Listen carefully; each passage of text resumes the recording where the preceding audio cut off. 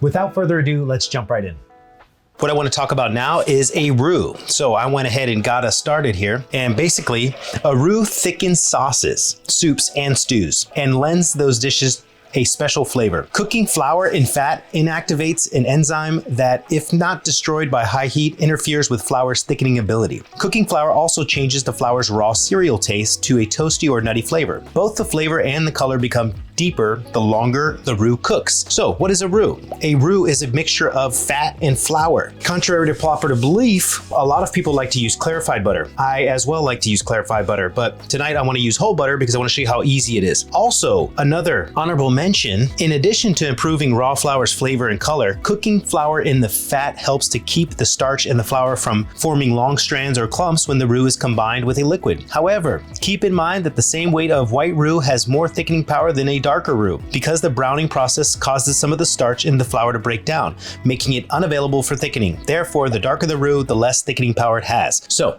this is where it all starts. Melt your fat, and then basically what I like to use is 60-40. So 40% fat to 60% flour. A lot of chefs will use 50-50 to make it easy, but in all honesty, with my experience, I feel like 60-40 is just a better ratio, and I'm gonna show you why. I like to start with the whisk. So this is measured out, and I'll leave the measurements down below. I have 380 grams of flour, and this is 226 grams of butter.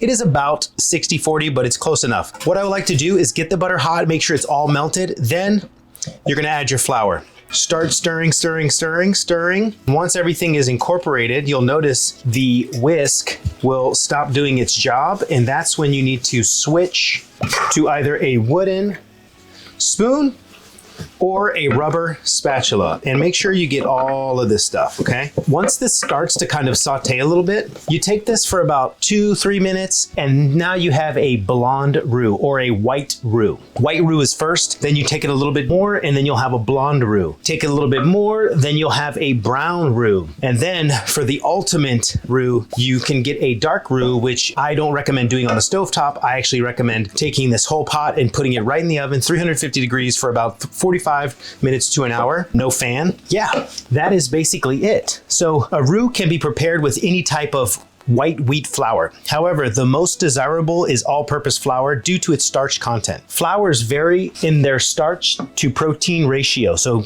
be very careful. Cake flour, for instance, has a higher proportion of starch to protein than bread flour, and therefore have more thickening power than bread flour. All-purpose has a thickening power between the two. Roux is called for in this book and is tested using all-purpose flour. So basically what they're saying is don't use bread flour or pastry flour, use all-purpose flour. That's pretty much the standard, and that's what I'm using here. It's kind of ingrained into my head as well. So this is where you're at with white roux, and we'll let this go a little bit longer and we will get to blonde roux. And as we're cooking this, I also want to mention, whenever I'm going to add a roux to a sauce, I always make sure it's room temp, and also make sure the liquid is also warm, right? If you take cold liquid and cold roux and heat that up together, you're guaranteed to have some lumps. So I think the best practice is let the roux come to room temperature, or just don't make it in advance. Make it as you need it. Of course, unless you're making a dark roux. Also, the full thickening power of the roux is at boiling. So I would say 200, 210. And basically that's when you know if any thickening agents are ready to go, is when they come to their full boil. That's a good note to self. I just wanted to go over what it should look like. You see how this looks like almost sandy, and it's nice and glossy,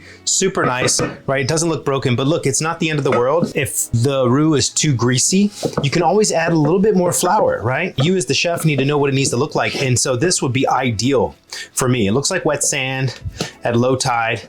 It's nice and shiny. You're not limited to just using butter. I've made roux with tallow. I've made roux with bacon. I've made roux with chicken fat, regular canola oil. I mean, it really depends on what you're using, but this is very common if you want to make macaroni and cheese, if you want to make a bechamel, if you want to thicken a sauce or a gravy real quick. You know, obviously this is a go-to. All right, so from the book, I just want to kind of show what it's supposed to look like.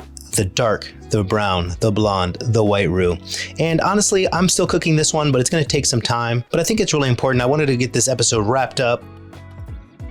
If you're not subscribed yet, make sure you hit that subscribe button. I hope you got a lot of value out of this video. There's barely any restaurants that have sauciers nowadays, so I'm grateful enough that I was a saucier for quite some time. Stay tuned for the next episode. See you next time.